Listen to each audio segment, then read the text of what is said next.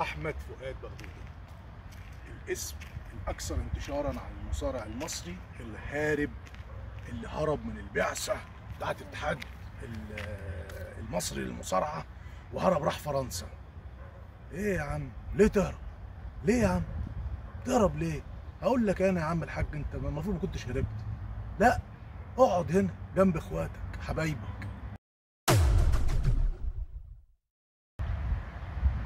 السلام عليكم ورحمة الله وبركاته. موضوع النهارده اللي حابب اتكلم فيه عشان خاطر يعني ايه الواحد ضغط عنده عالي. الموضوع في الفترة اللي فاتت موضوع المصارع المصري احمد فؤاد بغدودة اللي طبعا اتكتب عليه اللي هو المصارع المصري الهارب والكلام ده كله. يا جماعة ارحمونا يرحمكم الله، ارحمونا وارحموا الشباب الصغير.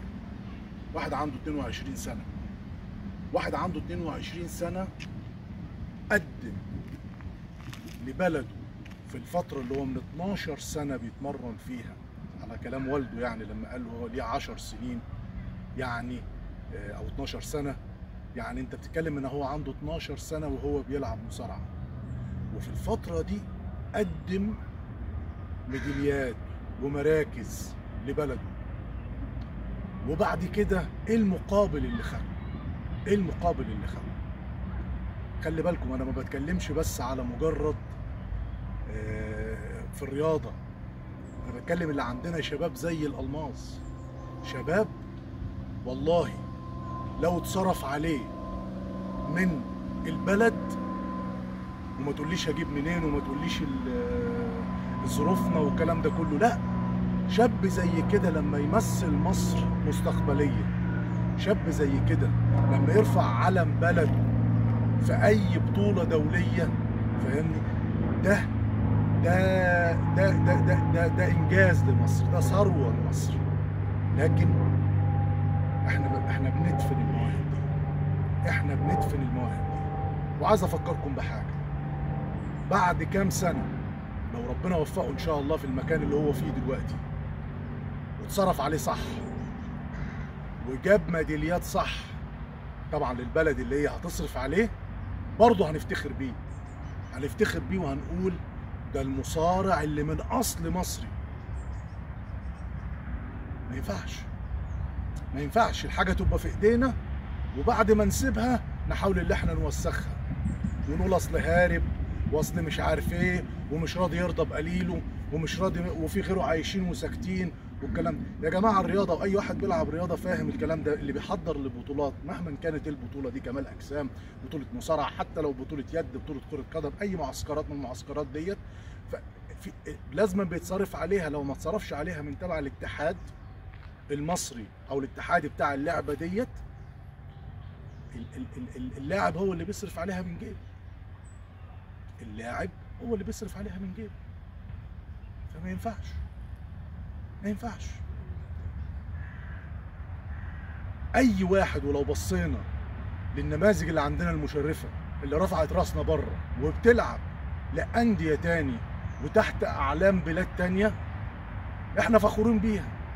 وانا واحد من الناس عايش هنا اكتر دلوقتي من 15 سنه في اوروبا، بتفاخر بيها وبعلم ابني اللي هو يتفاخر بيها. ليه؟ اللي ده مثل مشرف لمصر. انت بتلعب تحت اي علم، بس في الاخر انت مصري. انا دلوقتي لما خدت جنسيه تانية هو انا مش مصري؟ انا مصري وبتفاخر اللي انا مصري، وابني بيتفاخر اللي هو مصري. بس سيبه تشاب 22 سنه لسه. لو هو معتقد او الناس معتقده اللي هو هيروح هناك هيقعد والفلوس هتنزل عليه من غير ما يشتغل ومن غير ما يتعب ومن غير ما يتعب يشتغل على نفسه، انتوا غلطانين يا جماعه.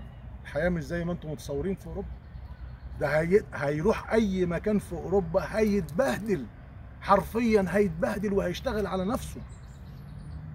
لو كان في مصر هيشتغل 10 ساعات، هيشتغل هنا 24 ساعه عشان يشتغل على نفسه، عشان هو عايز يثبت اللي هو احسن من اولاد البلد، عشان خاطر هم مش هيدوله مثلا جنسيه ولا هيدوله مرتب عالي عشان خاطر هو قاعد في البيت قدام اللاب ولا قدام الموبايل، قاعد بس يكتب كلام.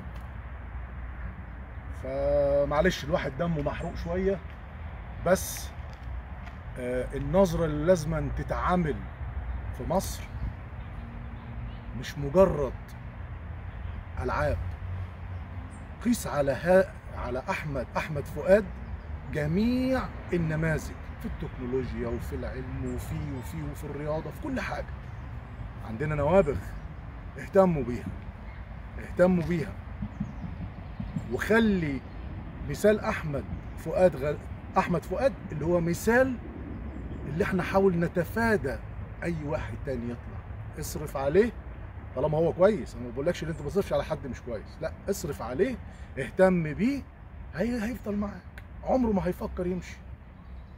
لكن انت ما تهتمش وما تصرفش وعايز اللاعب يصرف على نفسه عشان يثبت لنفسه، لا يا جماعه، احنا كده بنهزر.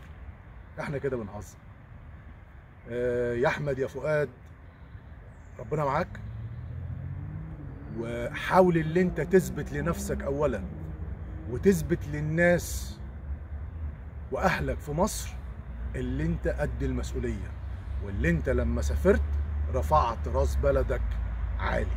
انا عندي الشاب ده لو ثبت نفسه وبقى حاجه مستقبليا احسن من كذا واحد طالع بتاشيره وطالع بفيزا رسمي وجه هنا في اوروبا وشغال في اي شغلانات شمال.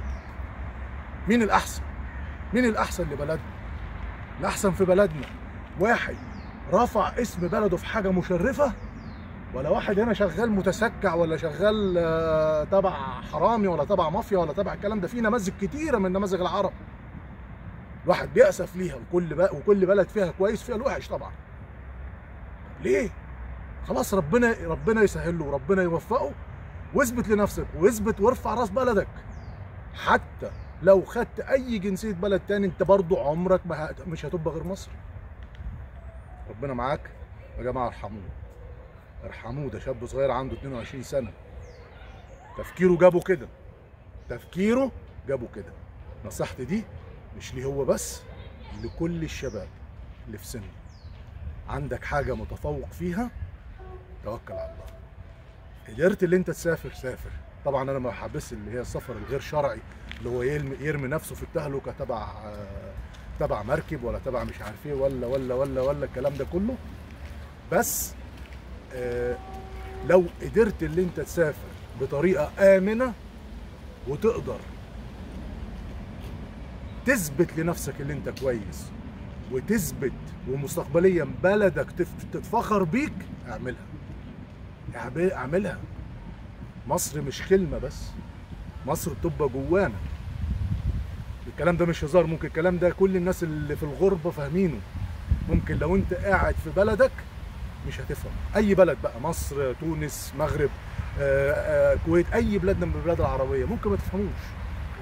لكن لما بتطلع في الغربه وتعيش لك كام سنه بتقعد بره، بتعرف بلدك، واللي هي الحنين لبلدك. بتحاول ان انت تثبت للناس اللي انت مصري بجد. ربنا يوفقك يا ابني، وتوكل على الله، وربنا يوفقكم ان شاء الله، ونشوفكم على خير. سلام.